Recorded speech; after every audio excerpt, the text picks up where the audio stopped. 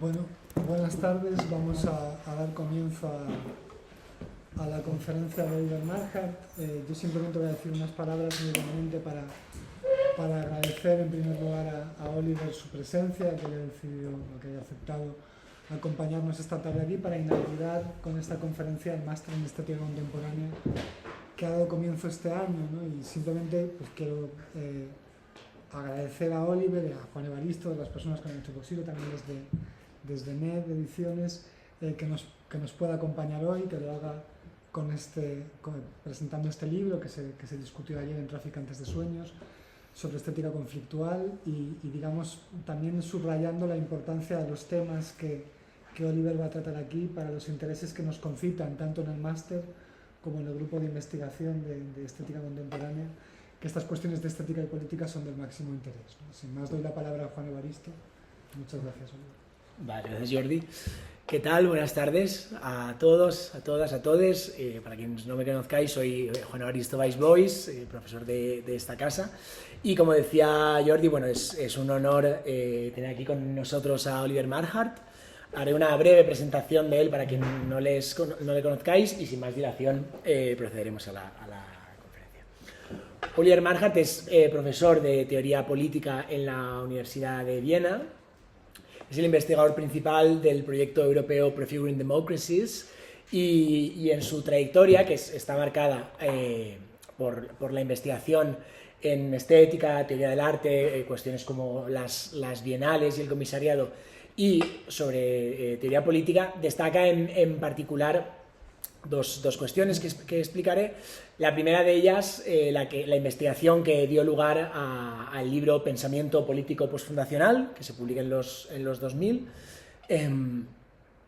que es un modo de leer la diferencia política o el modo en el que las teorías políticas herederas, si se quiere, del postestructuralismo o que podrían enmarcarse en un heideggerianismo de izquierdas, es decir, autores como Agamben, Nancy, Badiou, Rancière, tratan de pensar la política desde una interrogación de los fundamentos y desde un debilitamiento ontológico de los fundamentos, ¿no? Lo interesante de la idea del pensamiento postfundacional es justamente que renuncia a la operación propia de la modernidad de sostener un espacio político en un fundamento absoluto, sean los valores universales, sea Dios, la naturaleza humana, y tratan de pensar un vacío, una inquietud, una diferencia, un disenso, como aquello que activa y pone en funcionamiento, nunca cerrándola, el espacio político y también el espacio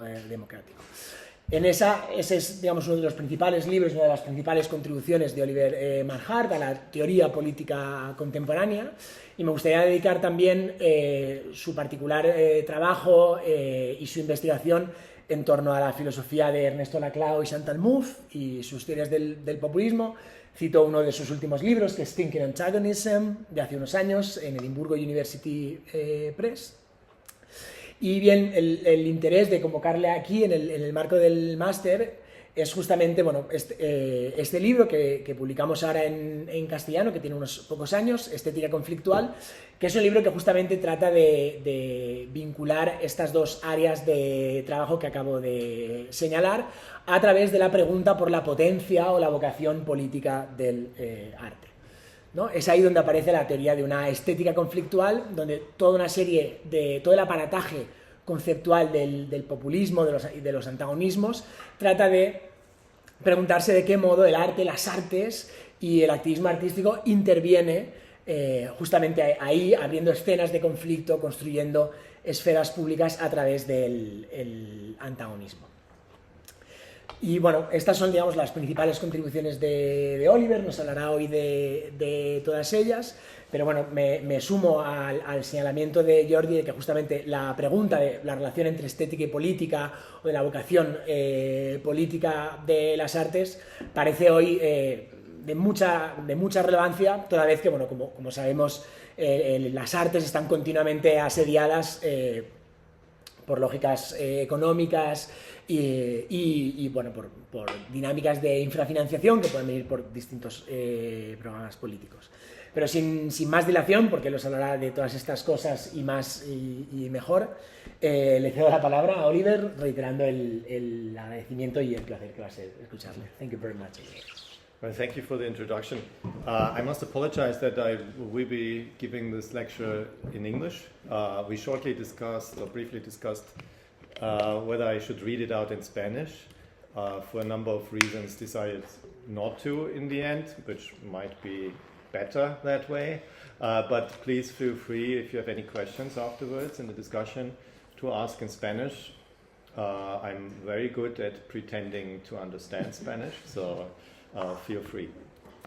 But I would like to start by saying how much I feel honored to have been asked to give the inaugural lecture for the Master at the Philosophy Faculty of Conferencia University. It's a great pleasure to be speaking here today at a place I admire deeply for both its philosophical and political tradition. A Master in Contemporary Aesthetics, without doubt, requires an interdisciplinary outlook. And I've learned from reading the description of the Master that aesthetics has, quote, an interdisciplinary vocation and dialogue with cultural and artistic production, but also with history, social theory, politics, and everyday worlds of experience, which is why the Master aims at graduates in philosophy, fine arts, audiovisual communication, design, philology, history of art and humanities, and social sciences in general. As you can see, there is more than one discipline that could be a jumping board for contemporary aesthetics.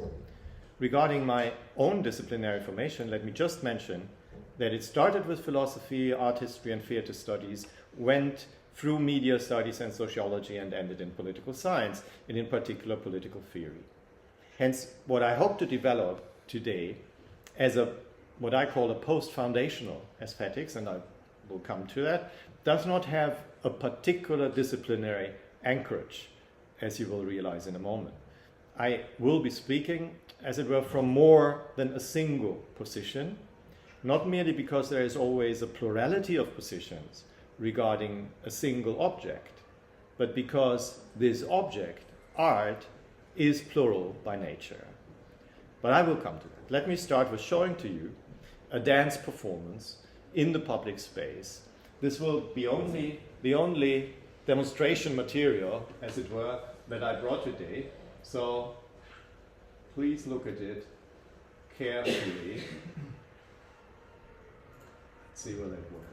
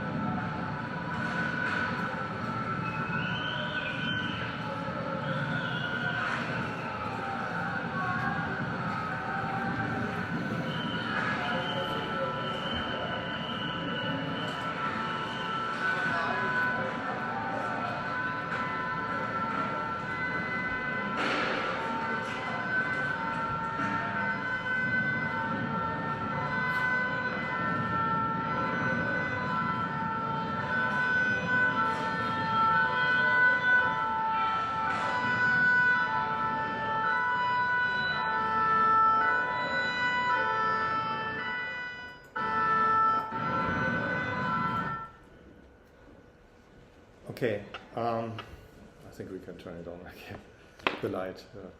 If yes. you don't mind, just turning it on again. So what you've just seen is episode 1418 from December 1, 2018 of what you could call an endurance project of the dancer Nadia Vadori-Gauthier, entitled Une minute de danse par jour. Since January 2015, Vadori-Gauthier has taped herself dancing for roughly 1 minute every day, without any exception. The project might end after a whole decade in January next year, but that's not entirely for sure. She might very well go on.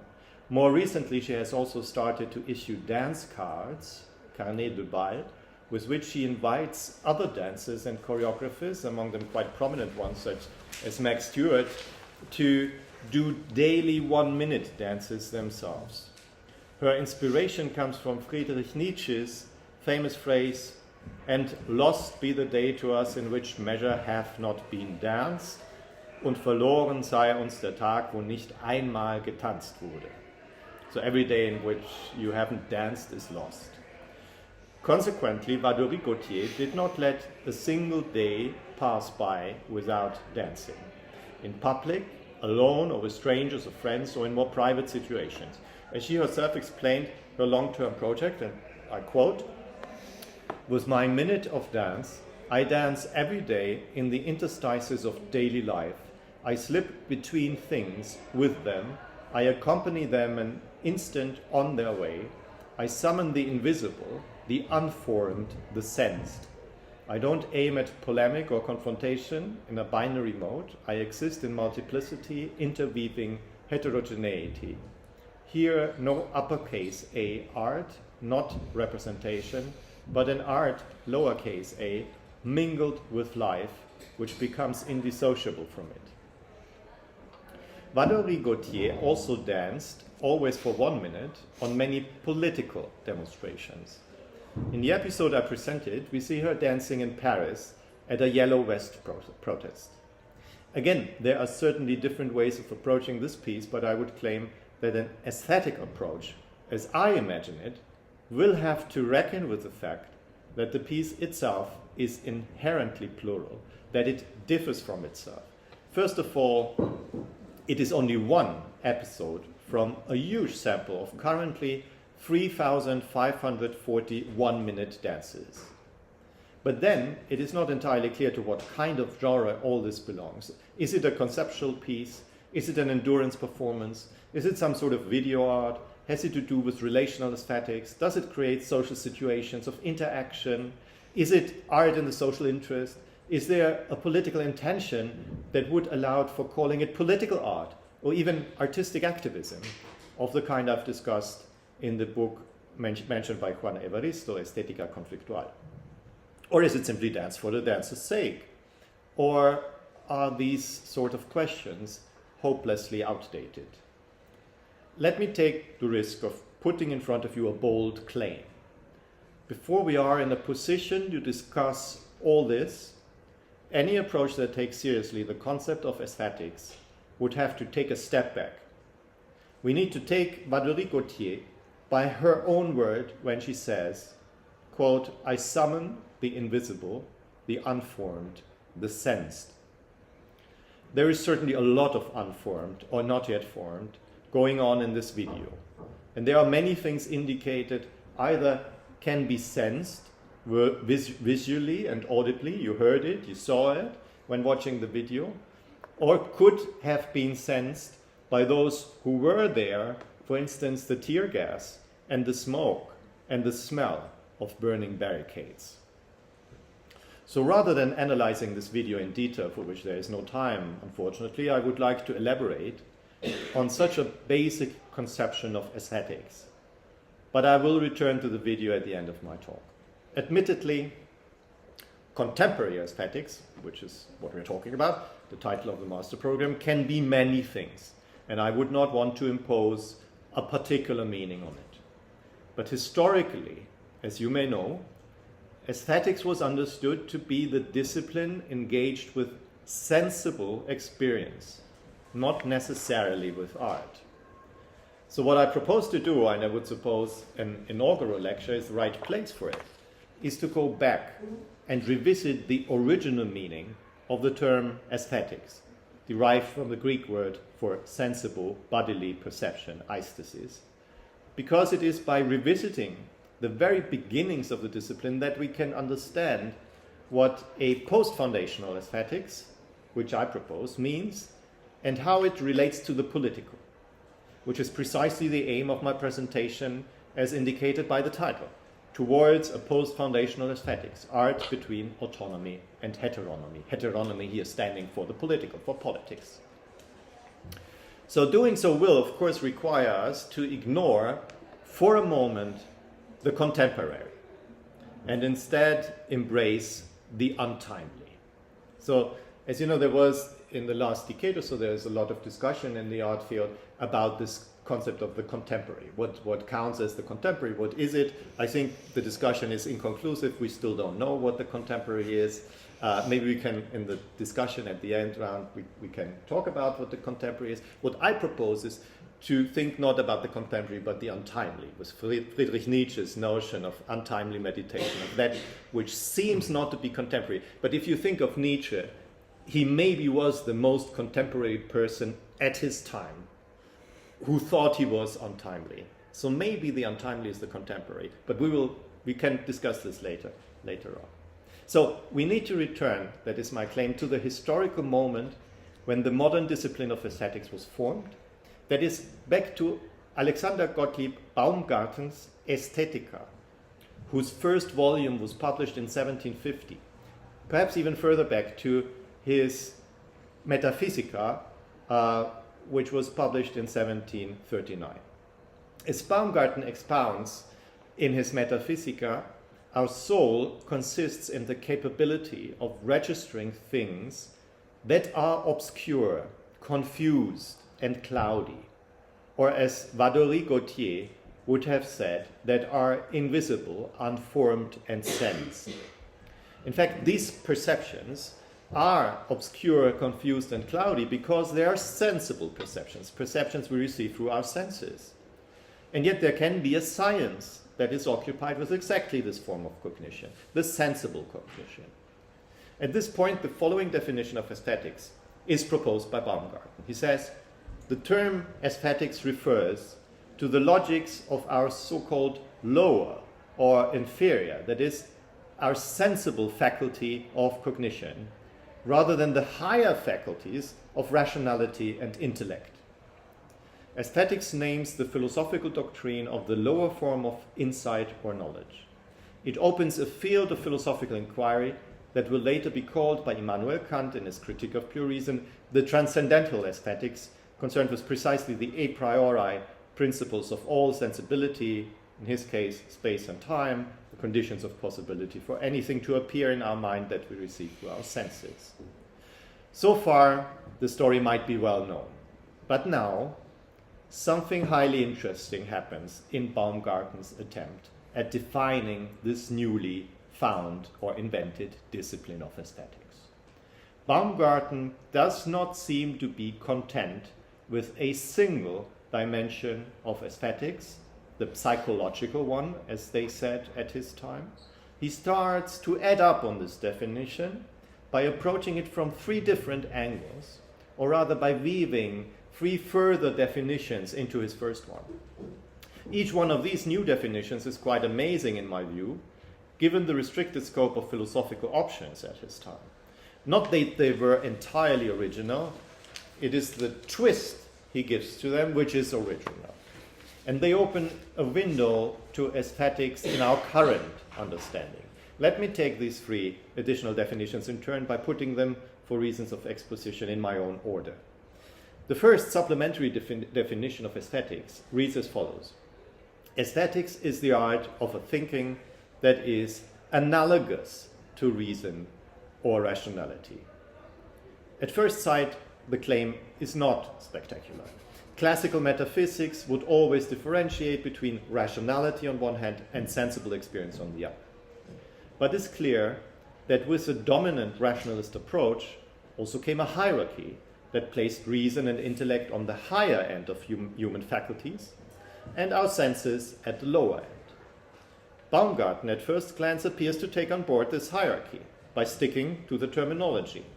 So, sensual cognition is still associated with the lower end of our faculties. However, contrary to other Enlightenment rationalists, Baumgarten is much more interested in these lower faculties than he is in the higher one. He will eventually devote a 2-volume book, his Aesthetica, to these supposedly lower faculties. And we can add a further change of emphasis. For Enlightenment thinkers, as a rule, sensible knowledge can never be as clear and as distinct, klare et distincte, as Descartes would say, as rational knowledge. It will always remain obscure and confused. Baumgarten agrees with this point, but at the same time, and here comes the twist, sets out to subvert the hierarchy by promoting the obscure to a topic worthy of philosophical appreciation. More than that, he invents aesthetics as a technique of thinking, not of thinking rationally, but in analogy to reason.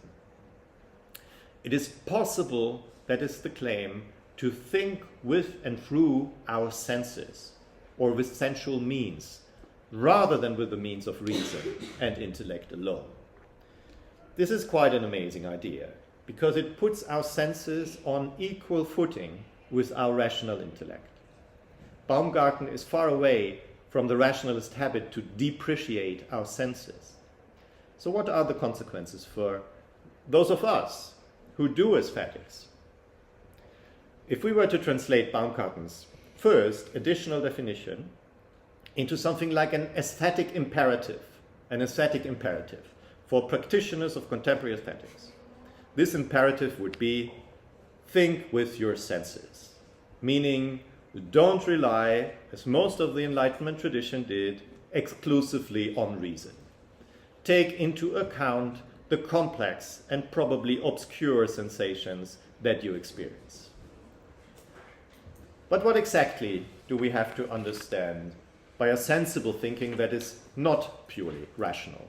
A tricky question, obviously, for philosophers. Baumgarten himself points to the answer with his second correlative definition. Aesthetics, he goes on, is the, wait for it, art of beautiful thinking. So whenever you think, you need to think beautifully. And if you want to think beautifully, you need to do aesthetics. But what would that mean? To start with, his definition points to the technical side of what an art is. That is, to the skills art requires. At the time of Baumgarten's writing, the term art was not yet exclusively reserved for high art. To a large degree, the arts were still considered to be a craft with specific technical rules. In this sense, the ability to produce something beautiful was not thought to be an exclusive privilege of artists in today's narrow sense of the term. Everybody could be an artist, meaning an artisan or a craftsman, to the extent to which he or she was in command of the necessary technical proficiency of his art. And yet this is not the whole story. For Baumgarten, technical proficiency is not enough. The technical skills, the know-how, involves an aesthetic surplus. Artistry needs the supplement of the artistic. It is not sufficient for an artisan to know, for example, how to build a chair so that you can sit on it without the chair breaking down. The chair can be built in a beautiful way or in an ugly way. The same can be said about philosophy, and that's the interesting aspect of that claim. Philosophy is not different from making a chair. Philosophy can be done in a merely technical, artisan way, as is the case, allow me to say this, with much of the tedious production of today's analytic philosophy, or it can be done beautifully. We know from the notes of an anonymous attendee to Baumgarten's lecture course that Baumgarten appreciated the aesthetic qualities and the potential beauty of philosophizing. Descartes was praised by him in his course as someone able to, quote, think beautifully. Descartes even wrote a poem, which Baumgarten considers proof enough. Leibniz, the undisputed hero of Baumgarten, was an, he says, aesthetically great mind. And his Theodicy, the writing where Leibniz discusses where there is evil in the world, is praised by Baumgarten as truly beautiful. Baumgarten here transposes criteria of judging artistic production, which at his time, of course, was entirely closed in the paradigm of the beautiful, later also the sublime, to the field of philosophy. So we may arrive at a second aesthetic imperative, a second imperative for students and researchers involved acquiring the craftsmanship of aesthetics, if aesthetics is like something, a trade, a craft, namely the imperative, think beautifully. The problem, of course, is that today, after the modernist experience, we are not anymore enclosed in the aesthetic paradigm of the beautiful. So what counts as beautiful from the perspective of today's artistic production would have to be redefined. But this does not make a systematic difference. If we are prepared to take Baumgarten seriously, we can still say that the discipline of aesthetics does not merely involve reflecting upon art, it is also about reflecting about the artistic dimension of reflection, reflecting about the artistic dimension of every kind of reflection, including the aesthetic reflection on the artistic. So far we have seen that in Baumgarten there's a certain indecision, a certain blurring of the line between, on the one hand, the epistemological notion of aesthetics as a science of the lower faculty of cognition, and on the other, the modern idea of aesthetics as basically a theory of the arts, whereby for Baumgarten the latter are also conceived in the traditional sense of a craft that requires the technical knowledge of how to do things beautifully. Baumgarten differentiates between these two meanings of aesthetics, the psychological and the art-related one, but he does not separate them. Instead, he moves back and forth, applying one to the other, thus reading the general, or as Kant will later call it, transcendental notion of aesthetics artistically and the artistic notion transcendentally. And it is in his third additional definition of aesthetics, to which I will now turn before releasing you from intellectual history and returning to the present, that Baumgarten comes closest to our modern understanding of aesthetics as the philosophical discipline engaged with art. Of course, he comes closest to this understanding by, paradoxically, remaining infinitely distant. This third definition has the advantage or disadvantage of being charming in an entirely outmoded way.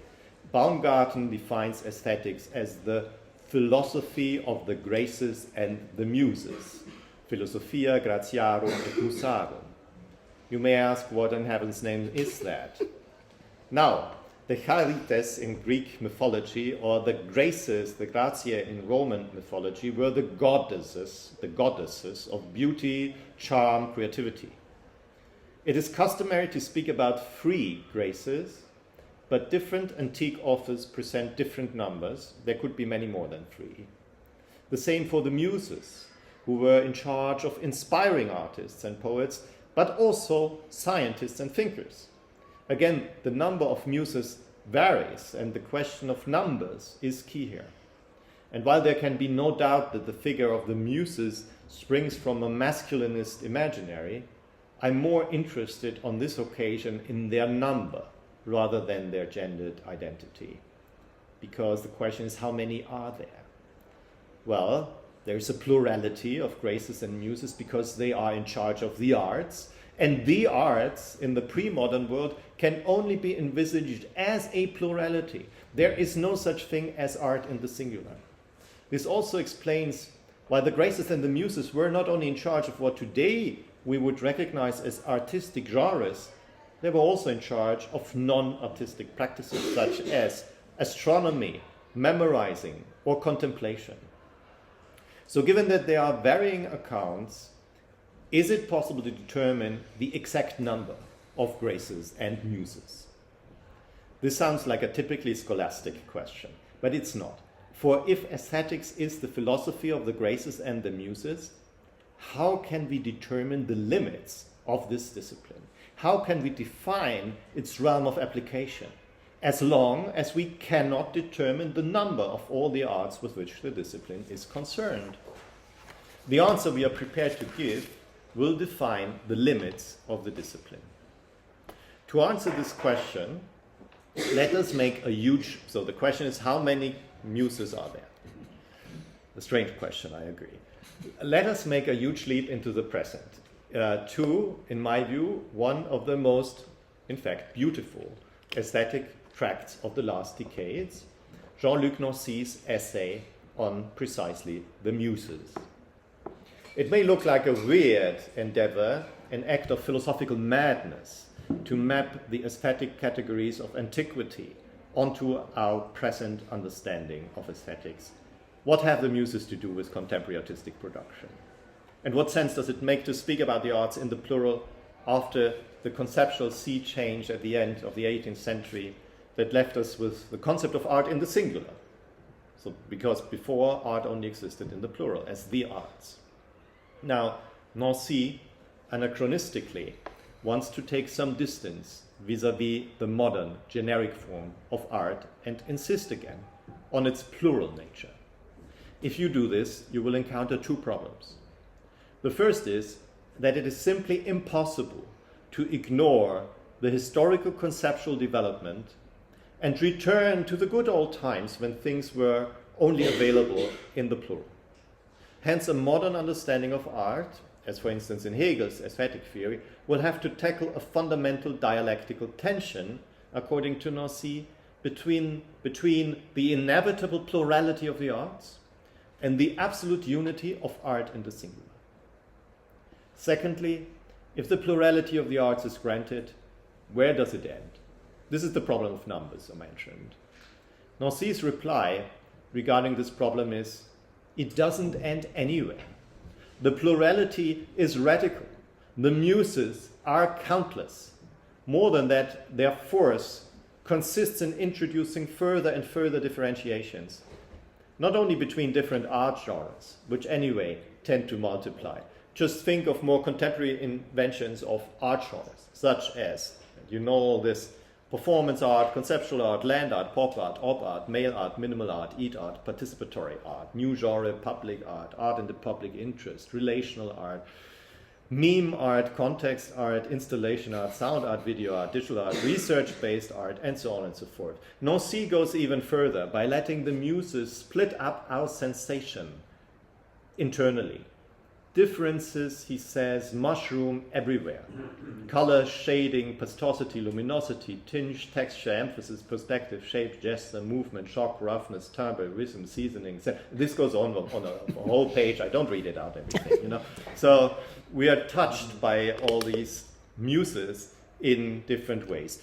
All these sensible experiences have their muses. Nancy says, and then immediately corrects himself and says, these are all muses.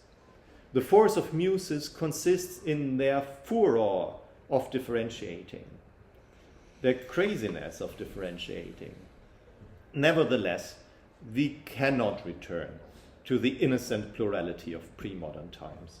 And so paradoxically, there is both endless dispersion and singular unity. Both an endless number of arts and their forms, styles, dimensions, touches, and the unity of art. Art presents itself today as, in Nancy's words, singular plural, which is, by the way, his aesthetic rendering of the term being singular plural, his formula that translates the Heideggerian being with into Nancy's political theory of community as being singular plural. The lesson is, art in the singular is plural, and the arts in the plural are singular. Both forms of the term, the singular and the plural, need to be thought together. what Nancy says about art and the arts must, in consequence, also be said about aesthetic and aesthetics in the plural. What defines the singular discipline of aesthetics is that there is an endless plurality of aesthetics in the plural. Let me illustrate the point with, again, Baumgarten, because he already knew that. Already in Baumgarten, the newly discovered discipline of aesthetic, as it were, explodes, multiplies, and disintegrates. He presents to us a single aesthetic which is not one. He piled definition upon definition, as I demonstrated. More than that, with regard to the different realms of application, he presents a plurality of aesthetics that correspond to a plurality of lower faculties of sensual cognition. For again, it turns out there is not one lower faculty of sensation, there are many subfaculties. Starting, and I give you some, starting with the faculty to imagine something which is not immediately present or given to our senses, the faculty of fantasia, to which, according to Baumgarten, correspond an aesthetic discipline, the aesthetic discipline of fantasy, Ästhetica Fantasiae.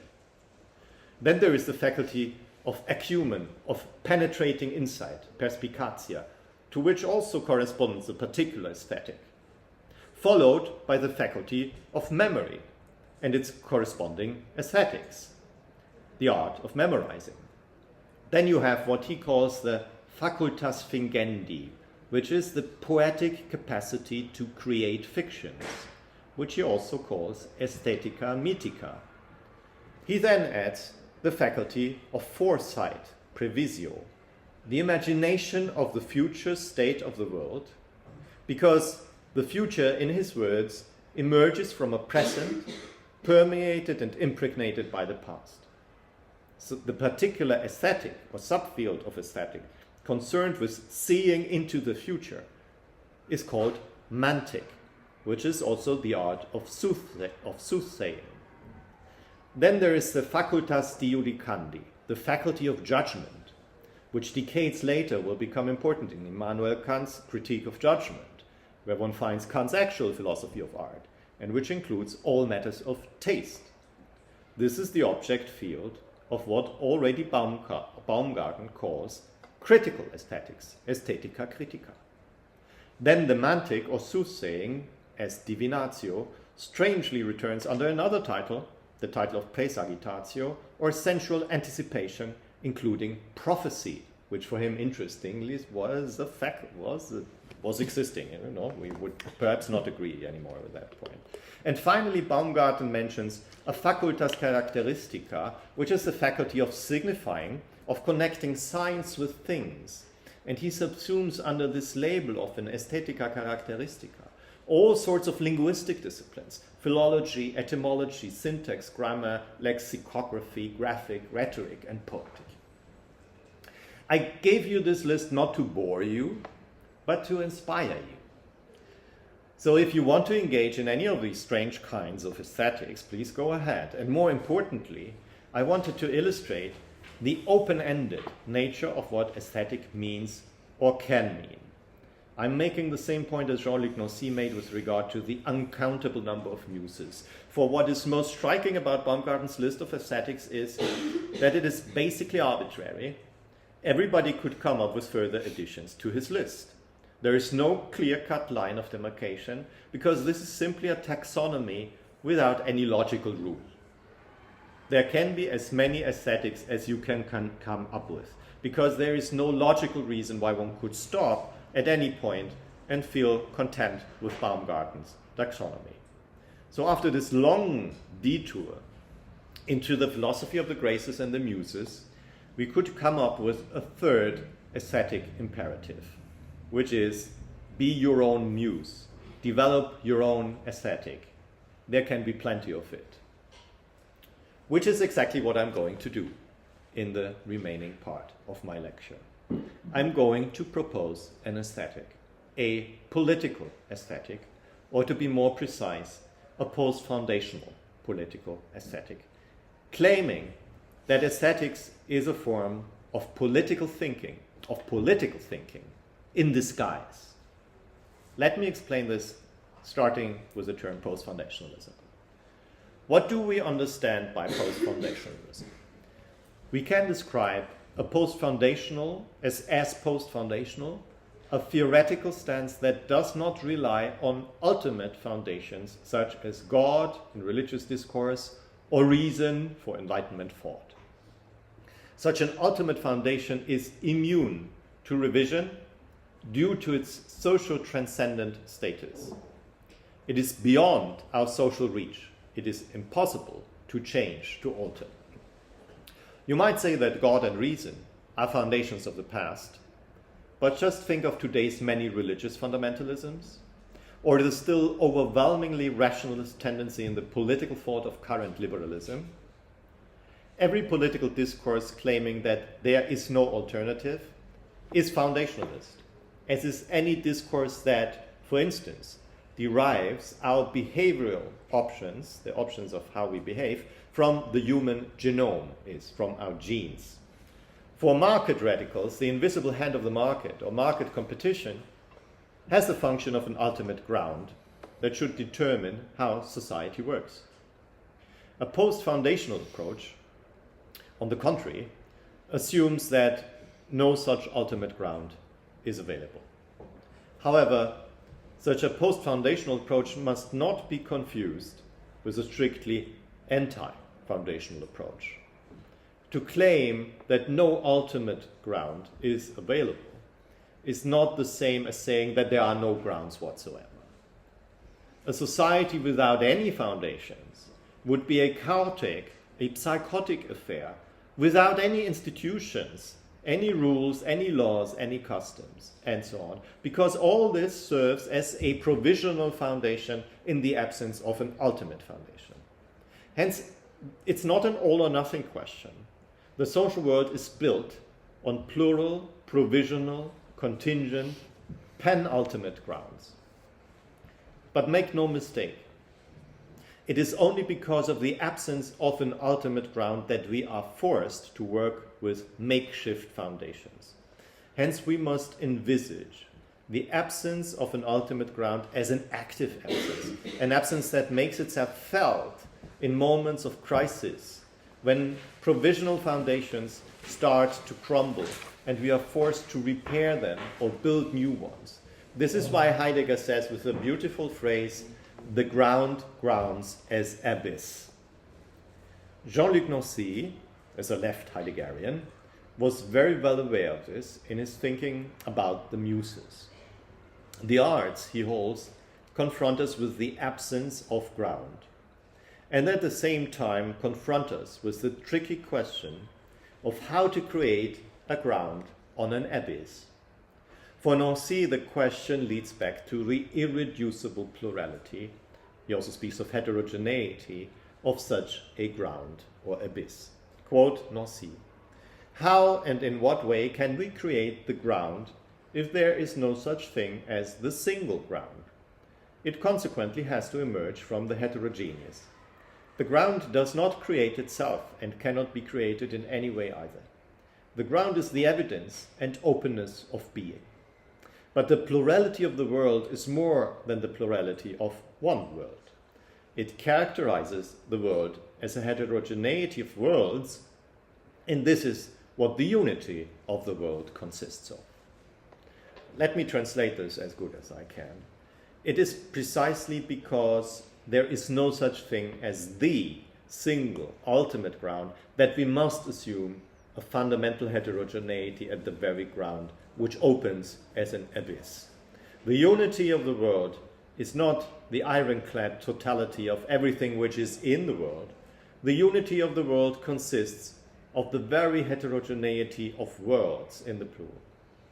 In the same way in which the unity of art in the singular consists of the irredeemable heterogeneity of arts in the plural. These arts, in their respective heterogeneous ways, confront us with the impossible task of creating worlds.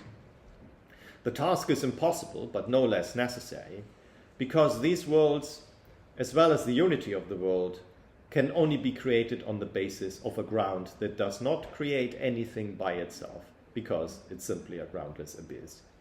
Note that we are miles away from the foundationalism that has dominated the Occidental tradition of philosophy, where the ground is always attributed a creative force of its own. God, the ultimate foundation in religious discourse, is also the ultimate creator. In the rationalist tradition, reason itself was deified and started to act as if it had a creative force of its own. History and progress in the 19th century were considered to be active and driving forces without telos. Or think of the market as the ultimate agent of societal ordering according to the market fundamentalists. In all these variants of fundamentalism, taking up the Heideggerian formula, the ground grounds as ground. But if there is no ultimate ground, what if, with Heidegger, the ground grounds as abyss, and in this sense does not ground in the first place?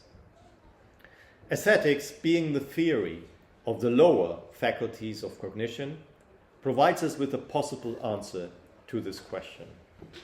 First, because it is, as I said, post-foundational avant la lettre. Other than our rational faculties, our senses can never serve as an ultimate foundation for our actions.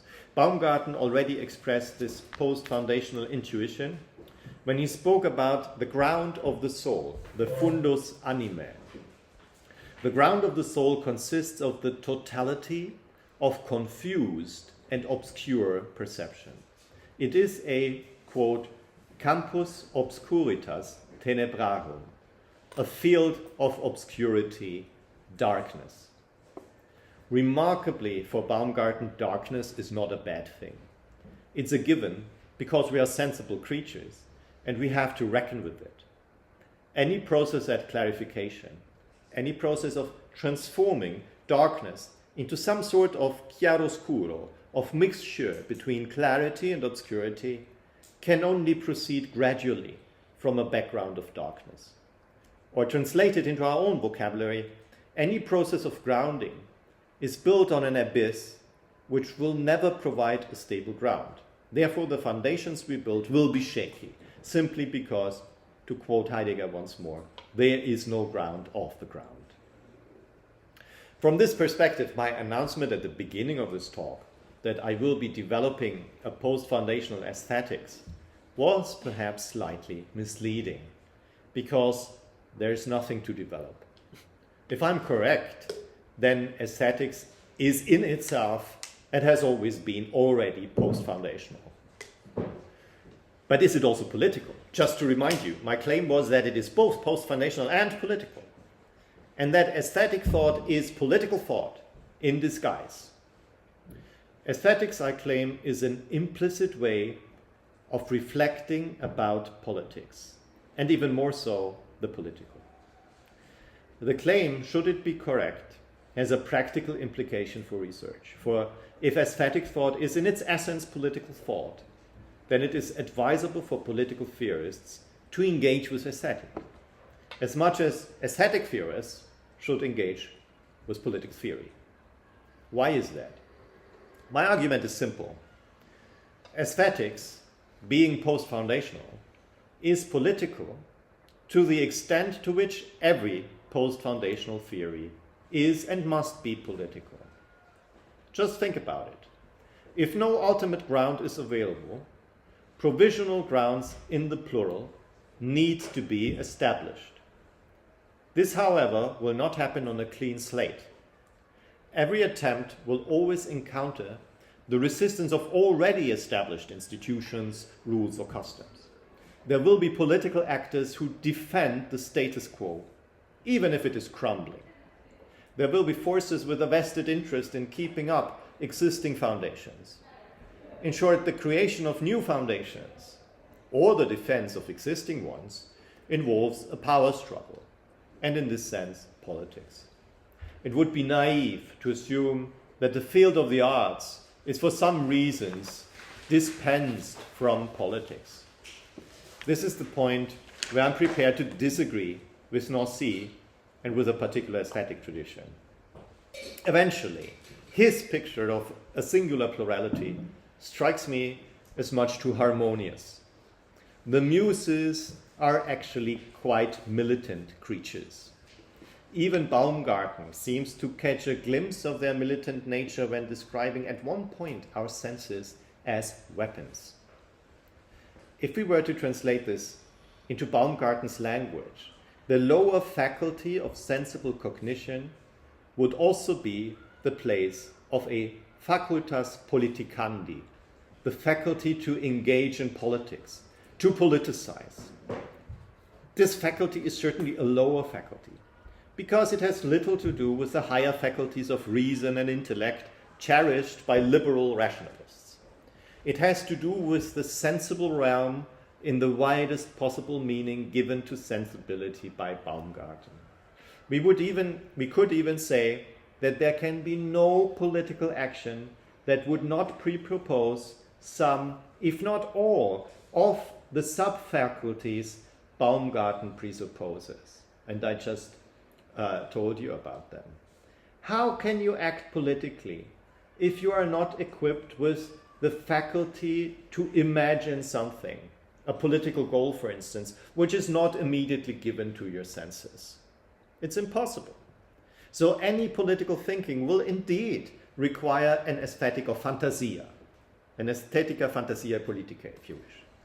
Similarly, the faculty of penetrating insight, perspicacia, will be useful if you're a politician, as much as the facultas fingendi, the capacity to make things up, arguably an indispensable capacity for politicians. Not surprisingly, the faculty of judgment, the facultas judicandi, has created a lot of interest in political theory, for instance for Hannah Arendt, who returned to Kant's critique of judgment, because very much like in judging or criticizing art, which for the philosophical tradition is a matter of taste, not of reason, political judgment cannot rely on deductive or syllogistic reasoning. Very much like in judging an artwork, you will never be able to rely on any bulletproof criteria, on any ultimate ground that would allow you to make an indisputable judgment on politics, on a political situation. So it is obvious that if you do not want to place your thinking about politics in a rationalist tradition, a tradition that relies exclusively on reason and intellect, you will have to engage in one or the other way with aesthetics. Historically, of course, the rationalist tradition was so dominant that it became difficult for us to glimpse the embodied, sensible nature of political action. Yet even the aesthetic tradition, while being intrinsically political, proves to be oblivious to its own politicality. What we witness is a certain forgetfulness with regard to the conflictual nature of our world, of antagonism. Traditional aesthetics portrayed the arts as a harmonious, peaceful, and yes, beautiful thing. With modernity, no doubt, the paradigm of the beautiful was overcome, but the truth is that in historical reality, the beautiful was never merely beautiful, even in history. We tend to forget that beauty in the aesthetics of the 18th century served as a weapon. As much as the long tradition of thinking about art in terms of its supposed autonomy made us forget that the idea of art as an autonomous practice, a practice which is detached from other practices or social subfields, this idea of autonomy served as a weapon as well. In what way?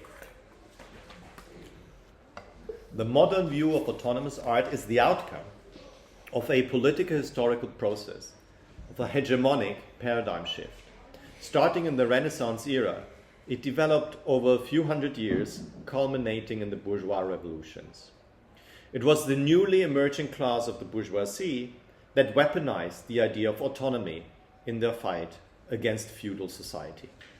The struggle was framed as a struggle for autonomy against heteronomy. Because the rise of the bourgeoisie, art, or what was considered to be art at the time, had always been heteronymous. So before the modern bourgeois revolution, art had been heteronymous. That is to say, in the service of others, in the service of the church, or in the service of the courts. Now, in the course of the emancipation of the bourgeoisie, the theory of art increasingly proclaimed that art should be considered autonomous. Not only art, of course. For Enlightenment thought, and Kant, for instance, reason should be considered autonomous. But consider the political subtext of these claims. What they meant politically is actually quite simple. They meant that the bourgeoisie, as a newly emerging powerful class, should be autonomous. That is to say, the bourgeoisie should not be subjected to rules and laws that issue from any other class. It follows that the very conception of autonomy, including the autonomy of art, is a political conception tied to the emancipatory struggle of a particular class. In the sense of being tied to a hegemonic struggle, art is not autonomous in the way it is presented by modern aesthetic theory. Rather than being exclusively subjected to its own internal rules and laws, which is the literal meaning of autonomy, in reality, autonomous art used to be in the service of a particular social actor, the bourgeoisie, and a particular political cause, the latter's emancipatory struggle. For this reason, I would propose that there is no such thing as true autonomy. Neither for pre-modern art, which was in the service of the church or the courts, not for today's art practices, which are in the service of either the art market or private or state sponsorship. This is what I would like to call the heteronomy of autonomy, which is just a conceptual way of pointing to the intrinsically political nature of autonomous art. Now it is for this reason that I used to be quite critical with regard to claims defending the autonomy of artistic practice, and I always criticized the cheap form of pseudo-dialectics that is in the omnipresent claim that art is supposedly political by precisely not being political. Instead, I've always been prepared to vigorously defend heteronymous art, that is, art in the service of a political cause, for instance, activist art. And my book, Conflictual Aesthetics, which was brilliantly translated by Juan Evaristo, is basically devoted to a defense of artistic heteronomy. As social beings, we are all heteronymous beings, make no mistake. Nobody invents his or her own rules and his or her own laws. And an autonomy freed of all external constraints is simply an ideological chimera. However, I should specify this point. The fact that artistic autonomy is a chimera does not mean that it is a politically ineffective chimera. More than that, despite its bourgeois history, the chimera of artistic autonomy, I would argue, can play a productive part within heteronymous political activism. At this point, I would like to return, by way of ending, to the case of Nadia Vaderic-Gautier's 1-minute dance at the Yellow Vest manifestation, to point out what autonomy can productively contribute to heteronymous politics, political activism. Obviously, the whole series of 1-minute dances has nothing to do with art for art's sake, and in this sense does not fall into the artistic autonomy trap. To start with, it belongs to an artistic research project aimed at investigating into local, as she puts it, micro-political relationships between the dancer and the environment, people, and material. The 1-minute dance creates micro-political situations in everyday life. From our perspective, it is even more important to understand the macro-political context that gave rise to the project, because the whole undertaking was initially born from the shock of the Charlie Hebdo killings that occurred in Paris in January 2015. It was this event that triggered a moment of politicization within the artistic medium, dance, available to Valérie Gautier, thus shedding the harsh light of the political onto her practice. I would even say that this moment of the political function as a catalyst, transforming artistic practice into a sustained, everyday, micro-political encounter that was always, if only implicitly, linked back to that initial event. The muses, if you wish, have been weaponized by the dancer. In Valérie Gautier's words, quote, "I dance as protesters demonstrate, to effect a living poetry, to act through sensitivity against the violence of certain aspects of the world." This is the solution I found. An action to my own measure, a concrete, repeated action that may redraw lines, disrupt the design, shake up the norms. This is why she describes une minute de danse par jour as a, quote, daily act of poetic resistance. And yet, the 1 minute dance is not immediately decipherable as a heteronymous practice of politics. Within the everyday situation in which people encounter the dancer, the political aim, be it micro-political, be it macro-political, the political aim is not evident. On the contrary, the politicality of the 1 minute dance remains indecipherable for the audience and the passers-by. Even for the protesters at the Yellow Vest manifestation, it must have remained indecipherable. We can assume this from their irritated and amused reactions. The dancer does not seem to have a message. She does not carry a banner. She does not proclaim political slogans. On the contrary, she completely ignores the protesters. She even tries to ignore the tear gas as much as she can. Hence there remains a moment of the indecipherable, the non-explicit, the obscure, as Baumgarten would have said.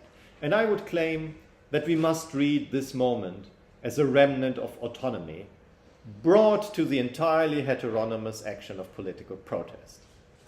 Of course, as I said, there is no such thing as complete autonomy. So even this remnant of artistic autonomy within the heteronymous world of politics can have a function. And I would claim that the potentially productive function of such a remnant of autonomy is to open a space for reflection, for pause, a space for pause, for pausing, of perhaps for even backpedaling. Take note of the fact that the dancer moves back and forth, but largely remains on the spot, does not go with the tide of the other protesters passing by. From a technical perspective, this is of course due to the fact that the camera is fixed. But from an artistic perspective, the fixed camera is just part of a dispositive of pausing within movement. For even if the dancer's body moves, it does not move with the protesters, nor does it move against the protesters. Rather, it moves by not moving, or it rests in moving, in a state somewhere between mobility and immobility. Her dance may thus function as a fixed point which, while mobile in the sense of turning around itself, allows for the moving protesters, at least potentially, to reflect on their own movement, perhaps even to question their movement.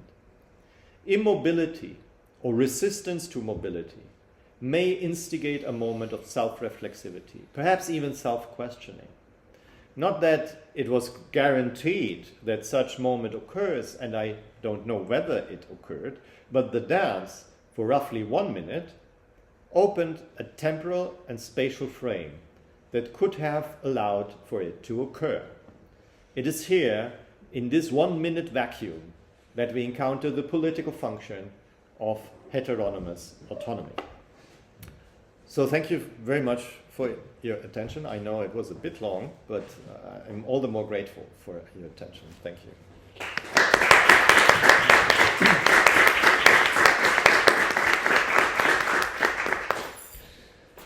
Well, thank you very much, Oliver, for this inspiring talk. And, well, the floor is open for discussions, questions, comments.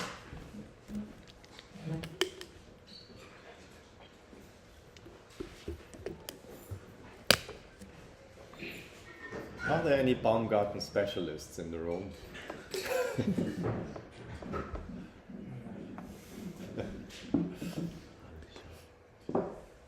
Si me ayudas, en castellano me ayudas. Sí, sí, claro.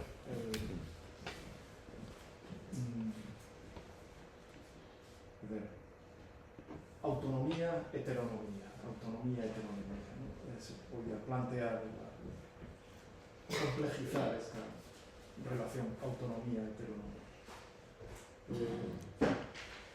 ¿No sería una contradicción luchar, decir que hablo de política, luchar por la emancipación, por ejemplo, de la clase obrera, luchar por la emancipación,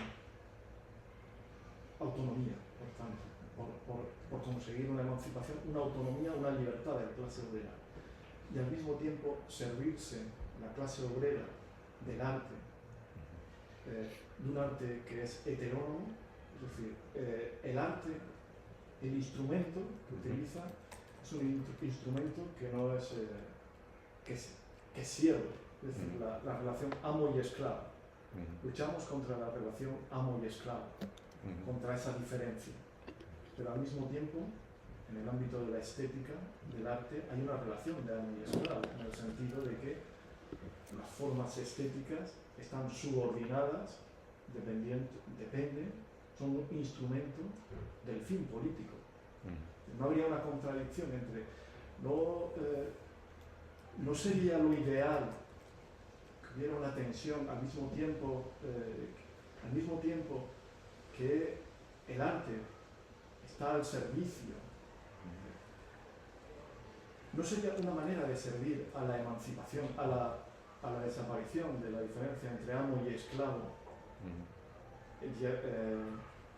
Desarrollar una estética en la que no existiera esta instrumentalidad, esta servidumbre, o en todo caso una estética compleja en la que se dieran las dos cosas a la vez. Por un lado, una estética que pudiera ponerse al servicio de la emancipación del ser humano contra cualquier explotación, cualquier ámbito económico, género, donde sea, y al mismo tiempo que el propio arte y la reflexión sobre el arte no estuviera determinada por la categoría política. No sé si... You got it, more or less? I think I could respond, yeah. But maybe by also a bit clarifying what I meant. So the first step would be to say that every kind of art is heteronomous, because every kind of art is in the service of something. And the interesting thing is that even the art which calls itself autonomous, or has been called autonomous, it's heteronomous because it's in the service of a particular class which emancipates itself. But not every art is emancipatory. So you have emancipatory art and you have other kinds of arts. Now, concerning your question with regard to emancipation, I would say that, of course, there is this long history of emancipation where emancipatory art understands itself in the service of the cause of emancipation. And understanding itself in the service of the cause of emancipation means very practically that all the criteria of the art world are less important for the artist than the political criteria of emancipation and of politics.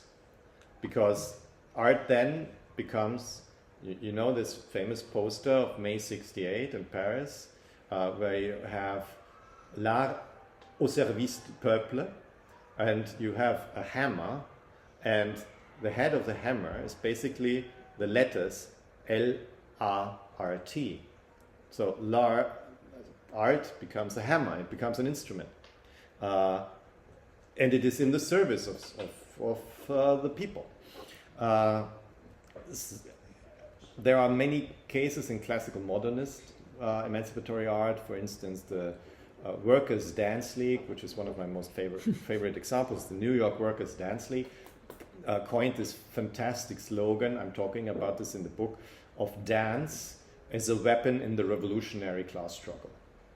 How can you imagine that dance becomes a weapon in the revolutionary class struggle? It's a classic form of heteronomy. But I think that there is no way out. So there is, of course, this modernist imaginary of at one point we will have abolished all forms of oppression, all forms of slavery.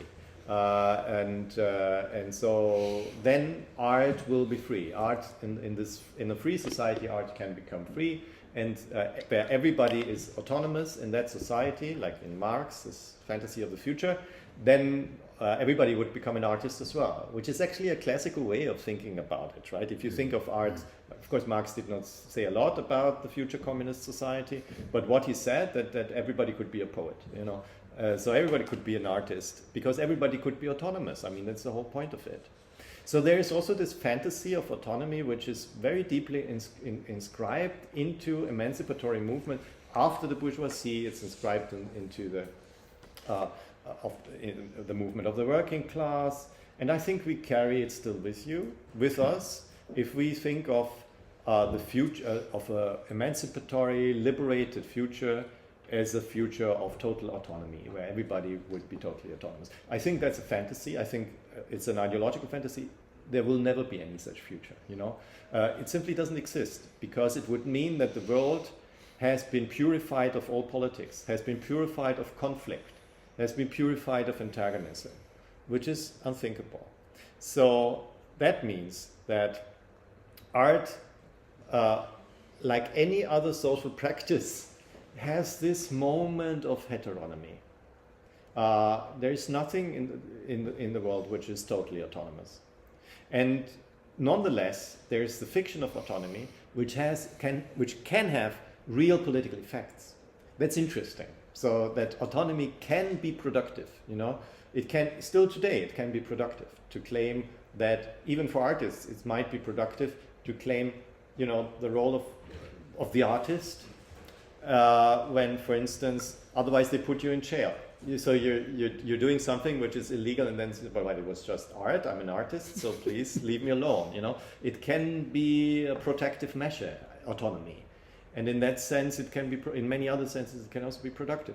And I'm increasingly being interested, so having defended heteronomy in my book, I'm increasingly being interested in the productive side of autonomy, used as a weapon, of course, but what can autonomy, and therefore I refer to the practice of this dancer, what can autonomy contribute to politics, to autonomous art, contribute to politics, to protest even, because as you see here, it runs against the grain of the protest and is still part of the protest, right? There are no slogans. She nearly moves against the tide of the protesters who march, pass by and march in our direction. She's fixed to that point. She goes back and forth. She's like an island of autonomy in this heteronomous movement, and still she moves. So that was my point at the end of the talk. ¿Otras preguntas, intervenciones? Sí, adelante. Sí. Bueno, dar las gracias, antes que nada, pues me ha encantado la comunicación y el libro, sobre todo la temática en la que se enfrenta, me parece muy, muy interesante. Pero no está tan separado de lo que Antonio nos ha propuesto aquí como duda, pero más que con el tema de la autonomía y la heteronomía, quizás tengo la duda más sobre el tema de la resistencia, sobre todo con la cita, ¿no?, del artista de Valls Boix, ¿no? A daily act of poetic resistance. La resistencia siempre anclada al poder como una especie de contrapoder pero más que como una especie de agente reactivo, no habría una propuesta activa propiamente. En lugar de bailar con la música de la barricada, crean músicas nuevas, lejos de una violencia tan estricta. Porque si de algún modo esta utopía de que no haya esta violencia contra la que atacar se nos desvanece también la propuesta artística. No sé si... Yeah, so I think we would need to make here a few distinctions. So what she does is, she calls it herself poetic resistance, and what she does is, of course, not really to establish a counterpower to anything. It's more like an intervention, a reflective intervention that allows the people who are by pure chance are present in the public to encounter something which in the first moment will disturb their perceptions, right? So it's a question of the senses, you know, of what you expect, and it is disturbed and they feel irritated, and then they start an interaction starts with the people, and you can go to her website and you can watch the 4,000 dances she did, you know, with other people and alone. And you see that it is very different, you know, it's in the most diverse reactions, the most diverse situations, but always this micro-poetic intervention which disturbs the routines of daily life and also the functions of the spaces where where she places her intervention. So this is, I would say, a form of resistance which does not really resist in the sense of resentment or of violence or aggression or anything. It is a micro resistance. It is a peaceful resistance. It is poetic in that sense, and it will not change the world, but it does. But the interesting aspect is that what protests in terms of scale, try to achieve, she herself tries to achieve in terms of time. So you have it is as if you had 4,000 demonstrators on the street. It's always her, but on one day after another. So there might be an accumulation of effects, right?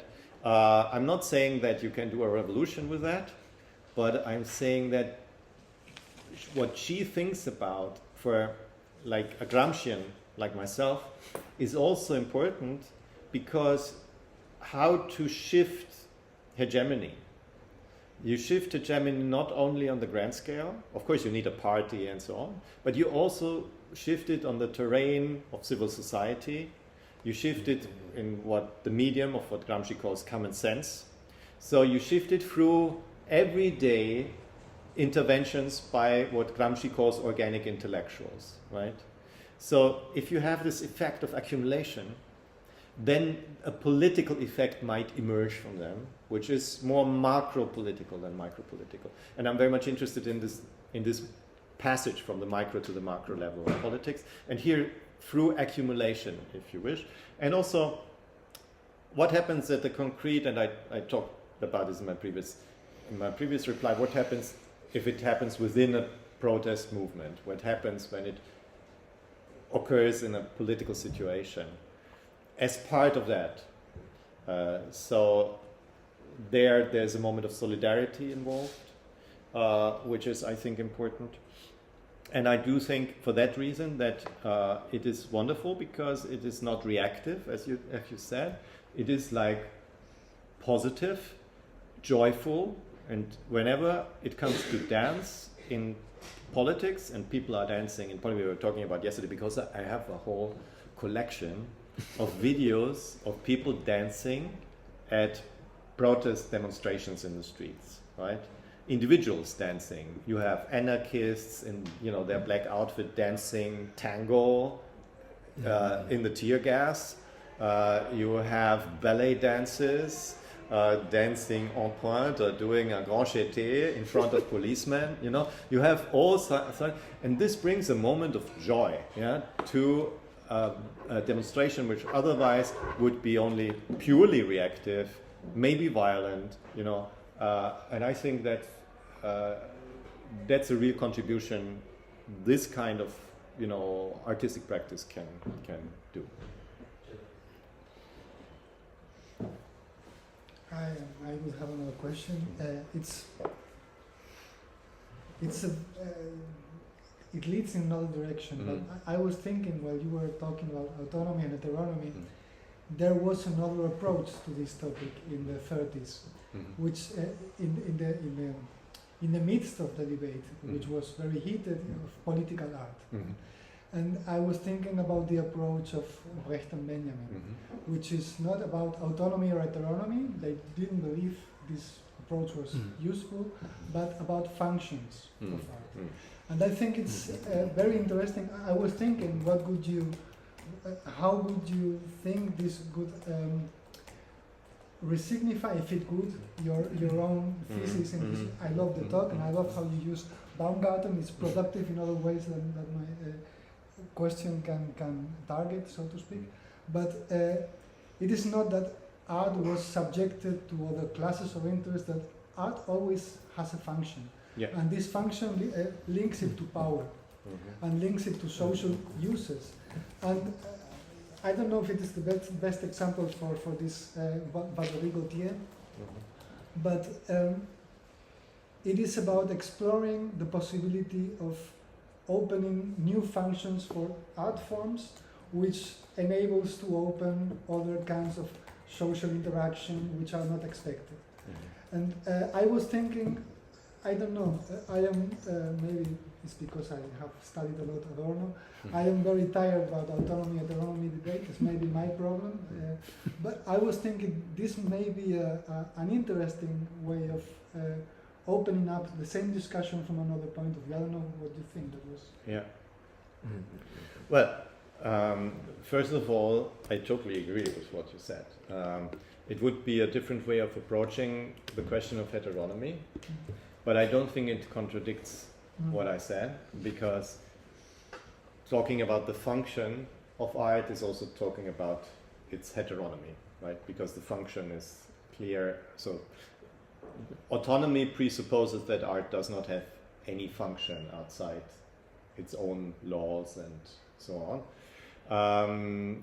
And to have a functional approach to art, to think of it in terms of its potential function, in the case of Brecht, for the liberation of the working class, is of course a way of thinking about it, heteronomy. So if you don't agree with the terminology, then I'm fine with it. You know, it is partially also because in my book, thought as a form of provocation, you know, to defend heteronomy, and so. But if you want to talk about function, then maybe it is also a different perspective, because you could have, for Bourdieu, for instance, art has a social function in keeping up differences between the different classes. So you could think you could think about it in many different ways. You know, so you might not think about it in the ways I presented it as the political function of art. You know, that we could take use of the political function of art for questions of emancipation.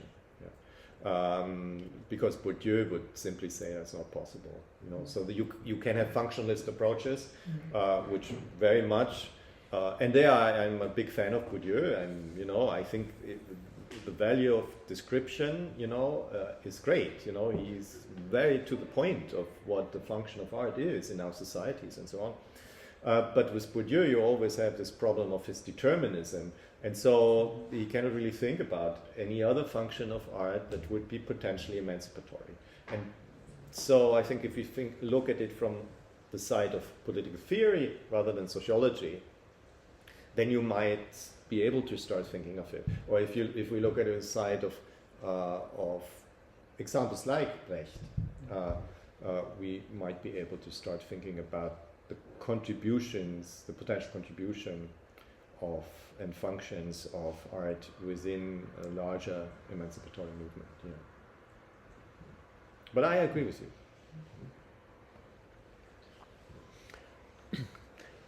¿Más preguntas? ¿Comentarios? Bueno, yo... There's one. Oh, go ahead. I understand that you invite us to think post-foundational aesthetics from the difference between contemporary and on-time. Yes. Could you explain what is contemporary and on-time? Thank you for the question, because I mentioned that in the beginning, and this I think is also the reason why I go back to Baumgarten and things like that. The reason is that I'm slightly fed up with what happens in the contemporary art field, not only at the moment, during the last decades. I'm a participant of it to a certain degree. I did research on the biennial format for nearly about 25 years now. I worked myself for Documenta 11. I taught at art academies and so on. And I'm at the moment I'm in Spain because I was actually visiting Manifesta in Barcelona. And I'm increasingly getting skeptical about what the contemporary, or how they interpret the contemporary, because for them it's simply, and for them I mean the functionaries of the art field, right, the curators and so on. For them it's just the contemporary is that which is in fashion at the moment. So you have, if you go to Manifesto, you have all sort of eco art, which basically consists on somebody putting plants, into the corner and having plants grow in the corner, The level of banality that is sometimes presented to us as, cutting edge is partially breathtaking. I'm not saying that they are not very well-deserved, good, complex, and interesting works, but there is also a lot of stuff where you would think it's just because it's at the moment it's fashionable, right? And I think, how can we disentangle the contemporary, or what would be a good notion of the contemporary, from the fashionable, if we don't want to think about the art field as just another branch of fashion industries, right? And so I think there must be a moment of the untimely in the contemporary, because otherwise it's just the fashionable. So what is the untimely? I think it consists in questioning within the contemporary that which is fashionable in the contemporary. There must be a reflective mode in artistic production, which wants to be contemporary, about its own, necessities also of being on the top of fashion, because otherwise you're out of business, especially if you're a younger artist. So you have to go with the tide, to a certain degree. So I'm not accusing anybody of anything. I'm not making a moralistic argument, or you're just, sold out or whatever, I'm just saying that I like art which is cutting edge, but at the same time questions, interrogates what is supposedly cutting edge, interrogates the fashionable in the contemporary. And that's what I call untimely. So it is a moment of self-reflection, which I would expect artists which engage with all the stuff we're talking about at the moment. The Anthropocene, climate change, post-humanism, all the stuff you find at biennials, you find in exhibitions, and so on and so forth. Sometimes they're just illustrating something, They are not really a serious engagement with the topic, and they are not questioning the fashionable nature of the topic, right? And then it becomes unreflective. So I think that's what I understand by the untimely. Okay. ¿Cabe una pregunta más? Okay. Well, thank you very much, Oliver. My first question, to put it simple, is about the relation between political art and emotions and desire. You were mentioned many times joy and fun, and even in the book you retake this Hannah Arendt's claim that acting is funny. All these questions. I think they're very related with, for example, Silvia Federici, joyful militancy, or even with Judith Butler's nonviolent force or pacific aggressivism. Right? All of them rely on the power of joy or joyful passions, as Spinoza says, as a powerful force of dissent, so to speak. My question is then, we may need this joyful affectivity as a force, and my second question is about negativity and force negativity. We need this joyful affectivity as a force to push the political space, to make a resistance, to make a refusal, to make a protest, so to speak. My question is, how does it take place precisely in what Han called the burnout society? That is, in a world where everybody is exhausted, precisely because what is being exploited and alienated are desire, attention. So this one question is a way of putting this reflection in the framework of affective capitalism or liberal economies, all that. And the second question, which is, I'd say, my favorite part of your proposal, is about this vacuum, right? I mean, I understand that finally art becomes political precisely because it's untranslatable in a political sphere and it opens political difference. So everybody wonders. Through this agitation, wonders, what are we doing? Who are we? Right? So art is untranslatable into political action, and that's why precisely it helps to move a certain political action. For example, and this is the best example of it. I wonder the ways in which this vacuum is linked to what you call in the book this asubjective force of pure negativity, right? That aims at breaking the productivity or the efficiency of political actions. I have this impression that there's a sort of subjacent theory of performativity that aims at not producing but destituting, not form or perform, but a form. And well, I feel this very interesting. And well, just a side comment, this idea of the vacuum in relation to Heidegger's Abgrund reminds me of Lucy Garay's critique of Heidegger, this oblivion of the air in Heidegger, but this is just a side comment. Because I think it's related with lazy techniques or refusal techniques, and that's it. So first question about affective capitalism, and second one, this performativity, this negative performativity of art. No, I agree. There could be a trap that if the effect, how to put it, so effective capitalism capitalizes on precisely these supposedly joyful affects, but I think everybody knows that service with a smile does not mean that the guy who is smiling at the counter enjoys his or her own work, right? It's just a fake, it's just an ideology, and the same with autonomy, by the way, because all this neoliberal discourse in effective capitalism, of course, always conjures up our subjectivity as supposedly autonomous individuals. So we should be autonomous, that's a good thing, and so on. Be autonomous in a certain way. At your job, make your own decisions, be creative. Okay, we all know this. And therefore, one needs to be very attentive with regard to the vocabulary. I agree with you. I would not necessarily, and you mentioned Spinoza and so on.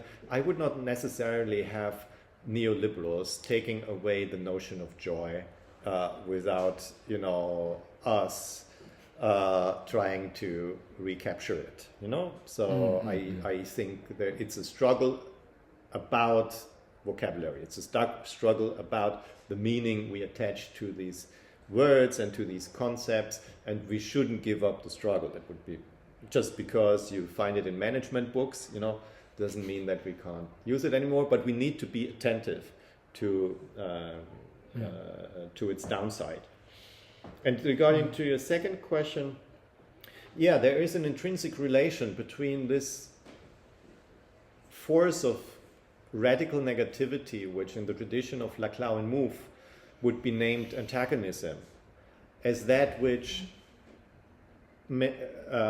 allows for accounting for the political nature of a given situation.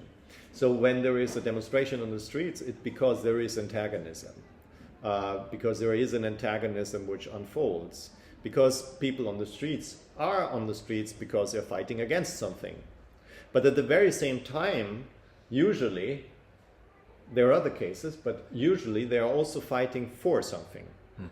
So you have a dialectics, if you want, between we are against something which is absolutely necessary with regard to political mobilization. Otherwise, then people will not mobilize if they're not against something. But has its own failures and traps. For instance, resentment, you know, very destructive forms of affects, self-destructive forms of affects and emotions. And at the same time is important and necessary. And you have on the other side of the dialectics the positive element of it, because we are fighting for something. We might not be entirely conscious, or we might not really know exactly what we are fighting for. In some cases you know it exactly. We want to topple the government, or we want to achieve a particular, I don't know, a hospital in our area or whatever.